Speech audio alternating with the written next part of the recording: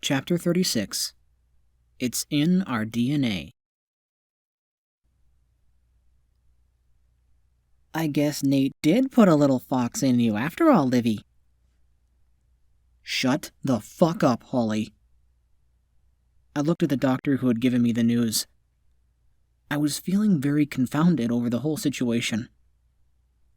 What the hell do you mean I'm part fox? It's rather complicated, you see. Humor me, Doc. Well, some pre-war medical records were found that showed how many geneticists and scientists who were working to understand and manipulate the mammalian genome had been wondering if it was possible for two completely different species to create a viable offspring. During those events in mammal history, the feelings towards interspecies relationships were very shaky at best. Research went into modifying mammalian DNA to allow two incompatible species to procreate without any genetic defects. After the war broke out, most of the documents were lost or destroyed. We didn't even know that there was a success in the field. Well, obviously it worked. So, wait.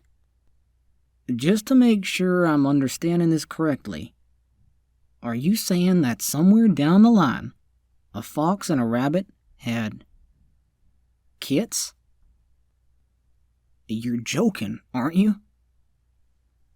Mark didn't sound very sure of his own words. Essentially, that would be correct. If the files weren't lost, we would have been able to pinpoint your ancestry.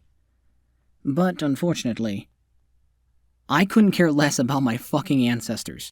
What I do want to know is if this will have any negative impacts on me.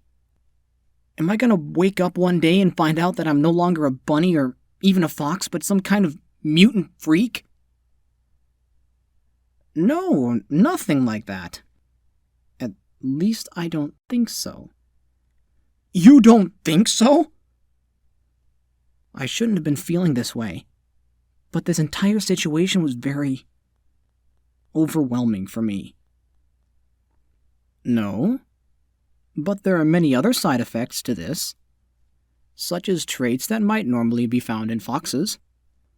Low light vision, increased tactile and sinus senses. Though at the same time it is possible, but highly unlikely, that you could lose certain traits such as your naturally improved hearing. I felt my ears with my paws just to make sure they were still long. I looked over my body the best I could. My fur was still auburn and white, my paws all looked normal. I felt fine. I felt like me. But I also felt different. I had no idea if this was due to the changes happening to me or simply because I knew about the changes. I looked at my friends who were all still in the room, but they weren't as close as they were before. My outburst at the doctor must have scared them. I tried to get up, but the medical equipment wasn't making it easy. Get this stuff out of me. But you really should. Now. He pulled the tubes from my body. I felt a sharp pain as each one made a rather unsettling popping noise. My entire body felt stiff, but I was glad to be alive. As the doctor was patching me up, I turned to the trio. Holly and Mark seemed worried, but it was Nate I was concerned about. And just as I thought, he didn't look just worried. He looked scared. I'm sorry. For what, Livy?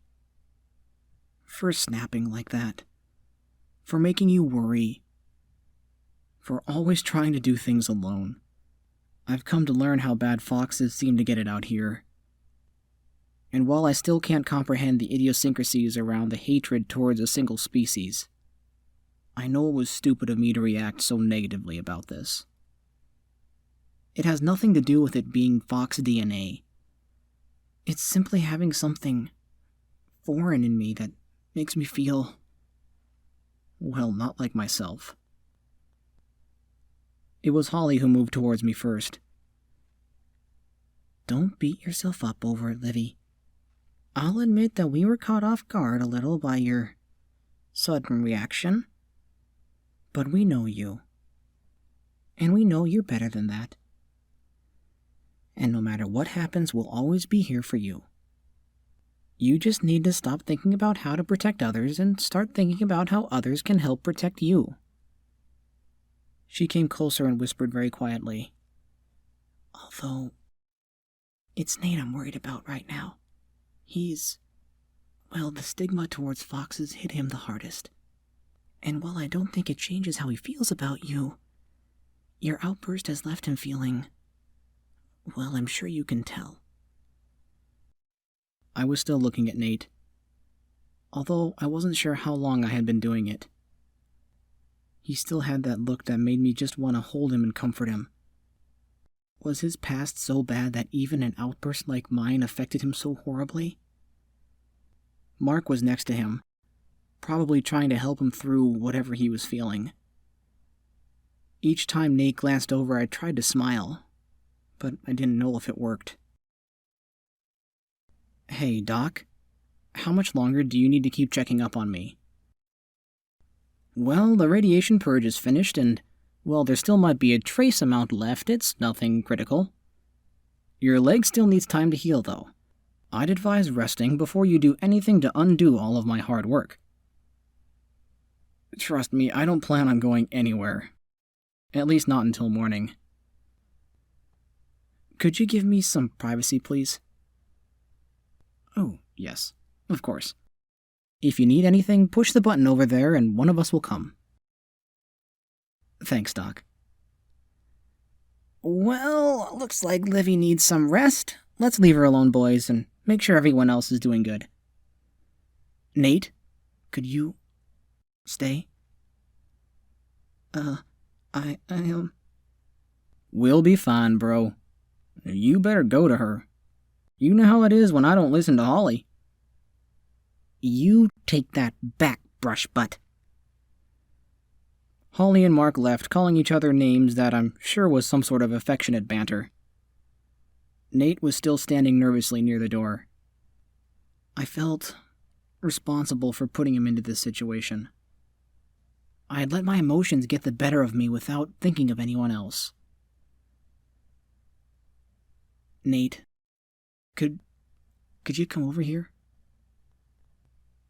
He just stood there, nervously fidgeting with his paws. Was he afraid that I would do or say something bad? Did he think I was disgusted to have fox DNA? I got up, and while my muscles were still very sore and barely responsive, I forced myself to walk, or rather hobble, over to Nate. I had to keep most of my weight on my left leg since the wound on the right was still not fully healed. I finally approached him, but he seemed to back up a step as I got closer. The door was closed behind him, so there was no place for him to go. I didn't want him to leave anyways. We had a lot to talk about. But I wouldn't force it. I couldn't. He had to be willing to tell me. To tell me how his life in the Burrow left such a horrible impression on him. To tell me how that, even now, he still shows fear in front of someone close to him. To tell me how he really feels. Nate. I leaned in and kissed him. He was apprehensive at first, but I felt that start to melt away as I held him there. His body stopped trembling, and I felt his paws and tail slowly wrap around me. We just stayed there, wrapped in each other's arms for what felt like forever. I only pulled back when I felt the need to breathe. Olivia, shh. Come here. I led him over to one of the larger medical beds. They were not the most comfortable thing here, but I didn't want this moment to fade trying to find something better.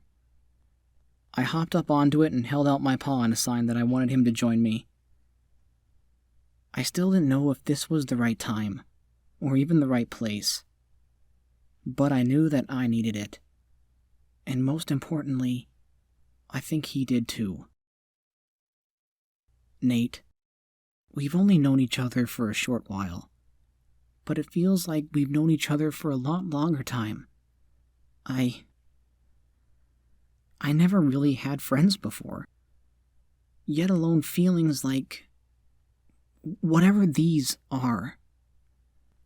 But in this short time, I've come to consider Mark, Holly, and you my closest friends out here.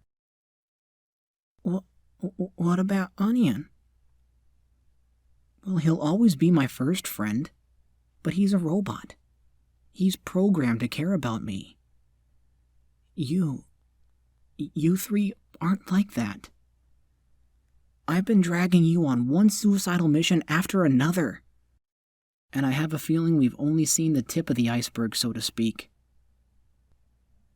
I want to know that despite everything, that you personally still want to be my side for whatever the wasteland throws at us, even after everything I've done or said that might make you think otherwise. I do care for you, but what? But what if this was my fault? How could any of this be your fault? Back in, I was blamed for everything, just because I was a fox. Like I told you before, I couldn't care less what species you are. It's not the fox that I like. It's you, and you alone. I gave him a much gentler, shorter kiss to show him that I was telling the truth. I can tell both from your reaction and Holly and Mark's that something bad happened to you in your burrow. He seemed to tense up at the name, but I put my paw on his arm to try to comfort him. And I want to know what. I'm not demanding you tell me. I'm not even asking you to tell me now. One of these days, when you're ready, I'll be here to listen. I was slightly surprised that it was Nate who initiated the kiss this time. I felt my cheeks getting wet. But while I wanted to, I wasn't the one crying. I gently moved his face away from mine and wiped away his tears. I gave him a light kiss before jumping off the bed we were sitting on. Where are you? I pulled the curtain that divided the beds from the rest of the room and jumped back onto what was for now my bed. The doctor said I needed some rest, so it's time to rest. Nate looked as if he wanted to leave, but I grabbed him by the shirt and pulled him on top of me. I'd forgotten how heavy he was. We were in such a position that our eyes connected. I wasn't sure who was trying to initiate this time, but I put my paw between our lips. No funny business, mister. I may have some fox DNA in me, but that's the only fox I want in me. I smiled at him before I pulled my paw from his muzzle. At least, for now. Neither of us said anything as we kissed and cuddled in the bed. I was still sore, but I felt happy. Happy to be alive, and happy to have friends. And most importantly, happy to know that there are others out there who truly care about me. As I started to fall asleep, I didn't want this feeling to ever end. I don't know how long I was awake, and part of me expected to be alone in the bed. But when I woke up, I felt a feeling of warmth around me. I was glad that he didn't leave. He was still fast asleep, and after all we had been through, I didn't want to disturb him by getting up. So I just stayed close and held him. We need to get Defender Skipsy and Defender Clausewitz out of their armor, ASAP! What was going on? It was quiet, and then all of a sudden there was loud commotion in the room. I tried to wake up Nate, but he was fast asleep. I slowly moved his arm and tail off me and jumped down to the floor and opened the curtain enough to see what the commotion was about. There were 2 large guardians in full armor being transferred onto a large machine. There were mammals dressed in full body gowns as they used the machines to pry the armor suits off of the mammals. What's going on? What happened to them? You're still here? A patrol was attacked shortly after leaving base.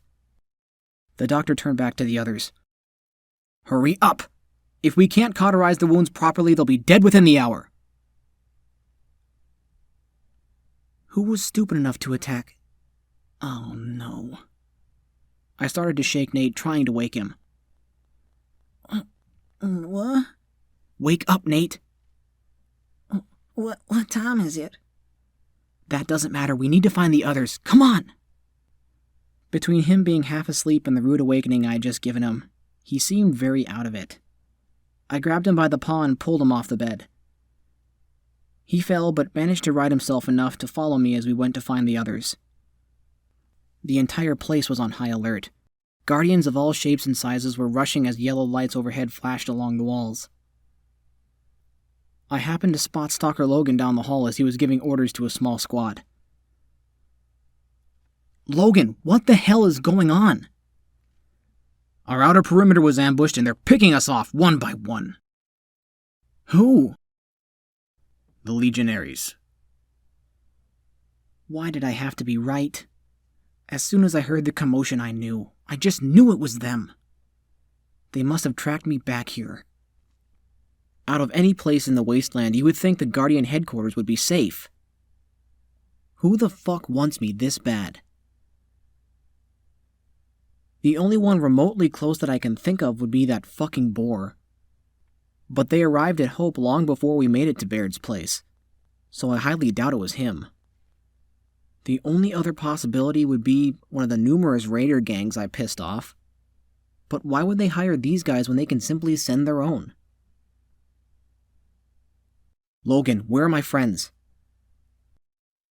Holly and Mark went to look for you two. I'm not sure about the others. The chief is in the command room. I would suggest you get with him. Thanks. And good luck. We don't need luck. He turned towards the other Guardians. Who are we? They all answered in one voice. Laszlo's Guardians. I've been to the command center once before, but this place was big. It's hard to find anything. He said that Mark and Holly went looking for us, but I don't remember seeing them. Nate was the only one with a Pip-Boar, so we couldn't call them.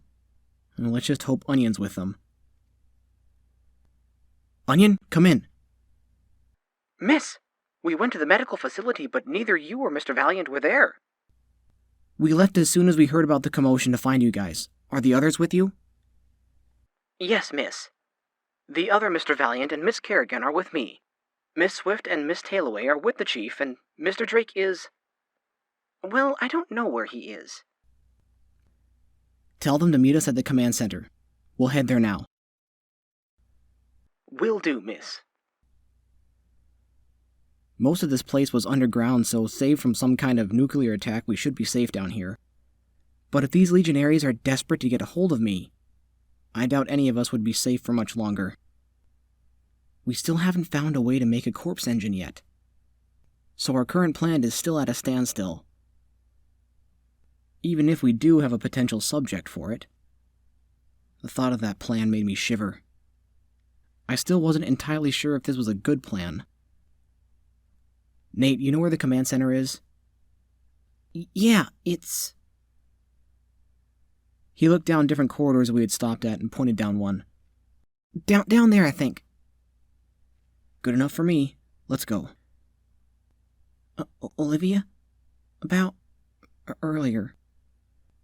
Now is not the time to discuss it. I turned to him and smiled. But I liked it. Now get going!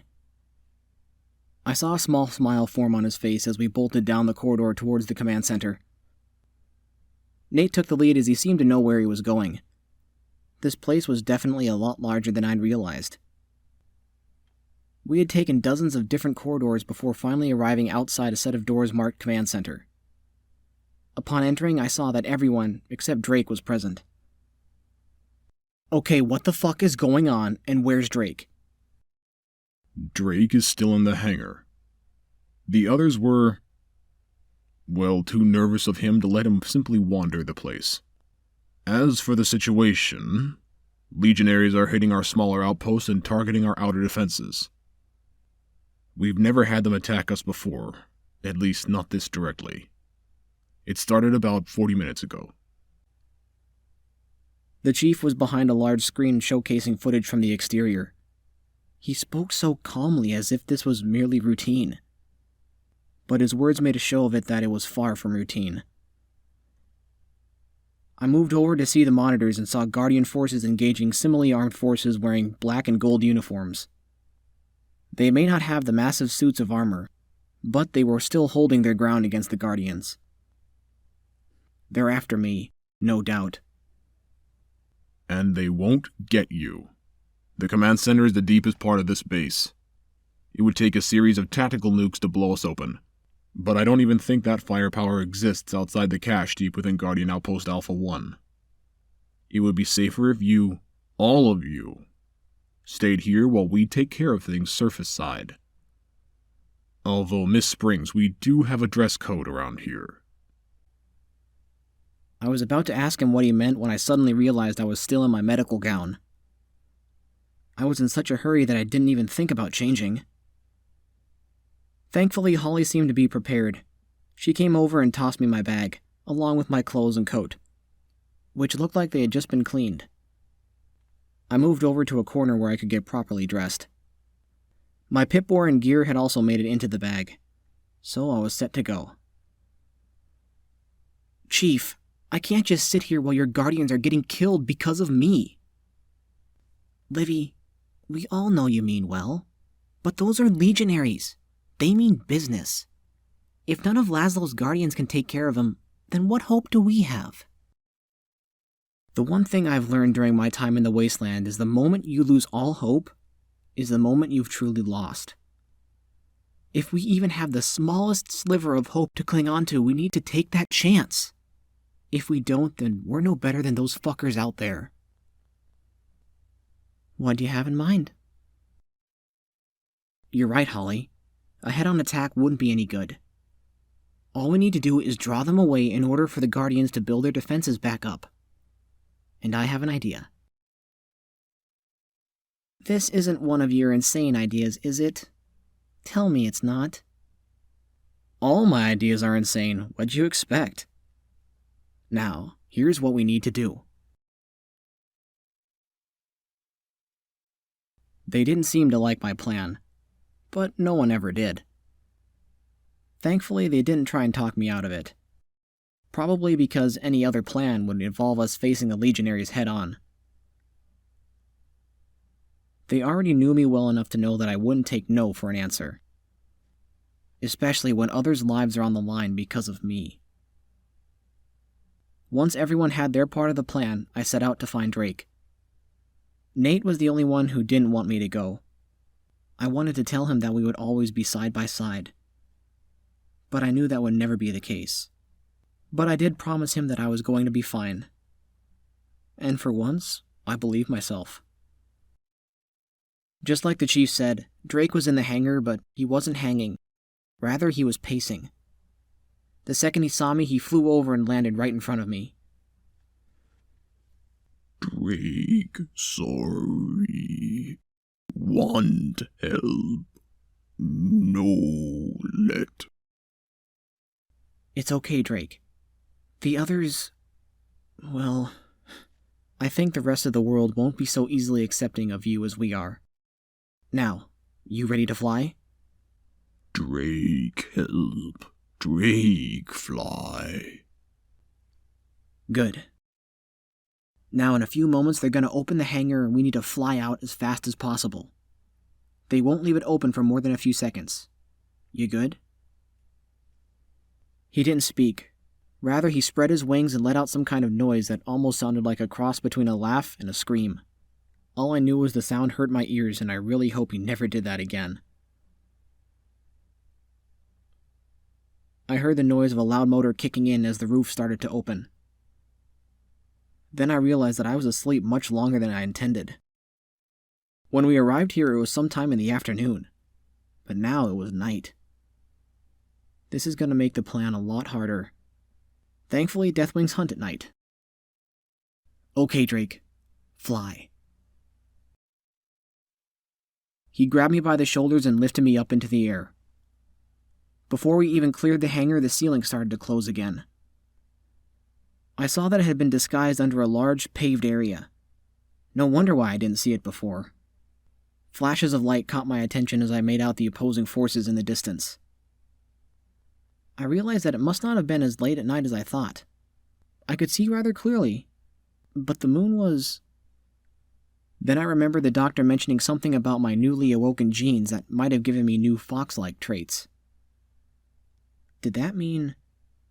I took a look away from where the flashing lights were, back towards the base. I could make out the details of the gas station, the road, abandoned cars and trucks. The moon was nearly above us, but I was seeing like it was dawn. I had built-in night vision. Drake, bring us as close to the fight as you can without landing. The second they make us as a target, fly as high and as fast as you can in that direction. Got it? Drake, follow. Now for phase 1 of my hastily put-together plan.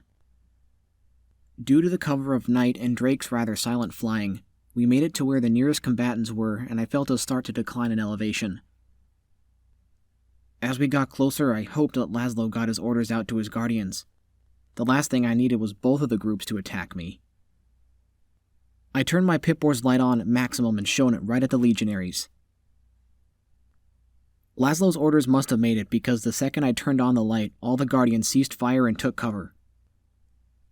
I pulled out my gun and sent a few warning shots at the legionaries. And by warning, I mean I put a bullet in one of them. That got their attention fast, as they all turned their guns on us. It's the rabbit! Don't shoot her, we need her alive! They needed me alive? No wonder they never tried to attack Hope while I was still there. Who the fuck was so desperate they wanted me alive? I knew nothing about mercenary work, but I'm sure it's easier to kill someone than take them hostage. This made me want to get to the bottom of this even more. Suddenly it looked like one of them fired a missile at me. But I knew that wasn't the case when the entire night sky lit up like someone had just turned on the sun. There must have been visibility for miles. I looked back and saw that not only the group that I had passed started to follow, but 2 more groups had joined them. Little did they know that they were falling into my trap. Drake, faster! I felt him pick up speed as we moved far away from the base.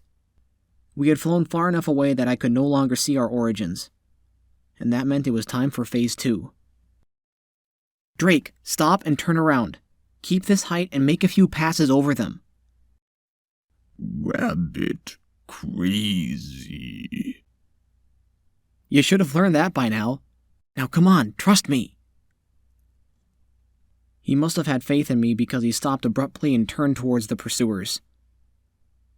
A couple of them fired as we flew overhead, but Drake was too fast for them. Either that or they were afraid of accidentally hitting me. I still had no idea why they wanted me alive. But it was working in our favor. The others should be here any time. The familiar sound of a grenade launcher tore through the air. Seconds later, the crowd of now at least a dozen legionaries were scattered by a well-placed grenade. One of the Guardian's tack lifters appeared over the horizon and darted towards us. Between my newly acquired night vision and the remnants of the illuminated sky, I saw Mayor Swift leaning out of the aircraft, a grenade launcher in paw. That was twice the mayor saved my ass. Phase 3 relied on Stalker Logan and his squad, and he was right on time. The legionary forces below were scattered, but they were not down yet. They opened fire on the tack lifter that contained the mayor. But before they could bring out the big guns, they were met by Logan's team, who rushed and engaged them near the rear of the legionary group. Chaos broke out as they were torn between the aircraft and the engaging forces, and trying to take down Drake, who was busily dodging their volleys. Drake, fly me behind the Guardians and drop me off. He lifted me further up into the air, trying to avoid the incoming fire, and carried me behind Logan's force. Just as Drake and I landed, I saw 2 more tack lifters enter the fray, along with at least a dozen exo-armor-wearing Guardians, led by Chief Laszlo. Laszlo stopped by me as the rest of his forces engaged the enemy. Glad to see you're all right, Olivia. We can take it from here. Your insane stunt worked out better than any of us thought. Between you and me, Chief, it worked out better than I thought, too. It turns out fate works in my favor, too. I overheard one of them say they wanted me alive. Live? That makes things much worse, I'm afraid. The Legionaries will do anything for caps, but that doesn't always come cheap. Taking a target alive and getting them to attack a major Guardian outpost? Whoever hired them must have more caps than anyone in the wasteland. If they're willing to throw away that much just to get one rabbit, then that person is also the most dangerous mammal in the wasteland. What did you do to piss them off? I don't know. I can't imagine anyone who would go through those lengths just to capture me. Attack Lifter landed and the rest of my friends came to join me. Nate was the first one to reach me and I instinctively grabbed and kissed him. Did you get it? Yeah, but... But? But what? Well, I was able to intercept the signal, but while I was triangulating the signal's origin, another one popped up. I wasn't able to get both before they vanished. I went to say something, but his ears perked up and a smile formed on his face.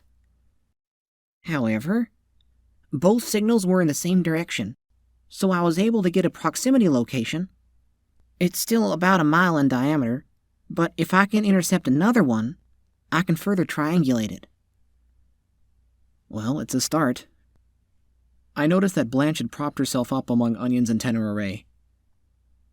I think if things go according to plan, we may not need your corpse engine after all, Blanche. But if things go south, at least we have a backup plan. No fur off my back. Not like you had anyone to operate it anyway. Well, I figured since you were the one who brought it up that you would be the operator. No fucking way, ass twat. I ain't getting in one of those things even if you give me 1,000,000 caps. That would have been nice to know earlier. Well, you never asked. All I could do was sigh. I really knew how to pick 'em, didn't I? Maybe I'll end up befriending a legionary who'll just tell me everything we need to know and avoid this whole seeking out and answering by force. The way things have been going, that wouldn't surprise me one bit. We said goodbye to the chief and thanked him for his help. I wanted to say goodbye to the mayor as well, but the chief told me they'd taken her back to Hope right after the fight. Her citizens were probably worried sick about her. I overheard Laszlo tell Nate that the things he wanted would be delivered to their bunker within a few days. What was that about? Oh, the WizKid here has been looking for some stuff for a special project of his. And the chief happened to have some. Guess he felt indebted to us for rescuing the mayor and his troops from Darkwater, and now saving their hides from the legionaries as well. The chief may be a tottering old coot, but he's one of the kindest souls we've met out here. Next to you, that is. They're few and far between, aren't they, Holly? This world has a tendency to take the most kind-hearted of mammals and turn them inside out, corrupting every last bit of their soul until there's nothing but a husk. The chief, Mayor Swift, you all find your own ways to hang on to the smallest piece of good in you. And that's what makes you better than anyone else out here. That's what makes you stand out like a beacon in the night. You might be the most insane mammal I've ever known, Olivia Springs, but deep inside, I know you're also one of the kindest. And I think Nate knows that too. I looked over at Nate. He was happy. Happier than I think I had ever seen him. Even when he didn't want me to go as a distraction, I could tell that despite his concerns for my safety, that he had changed. He looked, sounded, and felt happier, even after the times we've been through. He looked, sounded, and felt happier, even after everything we've been through, and after everything I've said or done. So, I heard that you and Nate... Way to ruin the moment, Holly. I knew that she was just teasing me. That was, in her own way, how she showed she cared. They all cared. I'm glad I left Burrow 76. In there, I don't think I ever would have had a life this good. In there, I don't think I would have ever been this happy. I've changed too. And if I can change, if Nate can change, this world can change. And I want to be there helping it in whatever way I can. The smallest sliver of hope. That's all I needed.